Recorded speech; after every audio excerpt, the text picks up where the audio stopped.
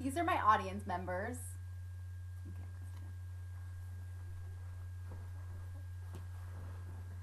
A mountain is composed of tiny grains of sand and earth. The ocean is made up of tiny drops of water. Even so, life is but an endless series of little details, actions, speeches, and thoughts. And the consequences, whether good or bad, or even the least of them, are far reaching. This is a quote by Sivananda Yogi, a Hindu spiritual teacher. It's spring of 1692, after rumors from Europe are flying around of demons, possession, and witchcraft. A group of mischievous young girls decide to pretend to be possessed and blame a couple of the outlying women. This caused hundreds to be killed. This one action caused a chain of bad reactions, also known as the Salem witch trials. I was originally going to do my speech on the Salem witch trials, but once I dug a little deeper, I realized that's not where this started. I want to take you back to the beginning, to a place where spiritual beings were believed to be running rampant, whether good or bad. In 1484, Pope Innocent VIII read a book called Hammer of the Witch. This book showed how to find witches, kill witches, and test witches. Pope Innocent then banned witchcraft. This was the start of the Inquisition.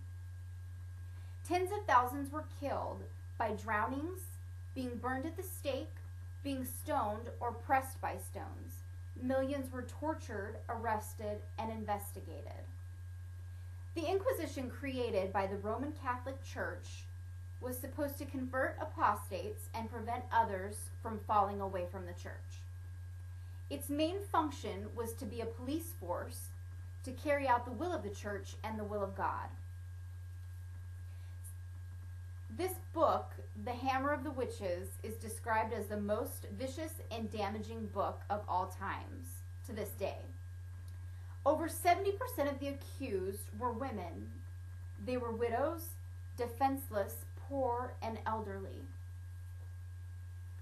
Witches were blamed for almost everything, for frost on the crops, impotent men, barren women, even cows that wouldn't produce milk. Accusations required no evidence of guilt. Trials were intended only to produce confession.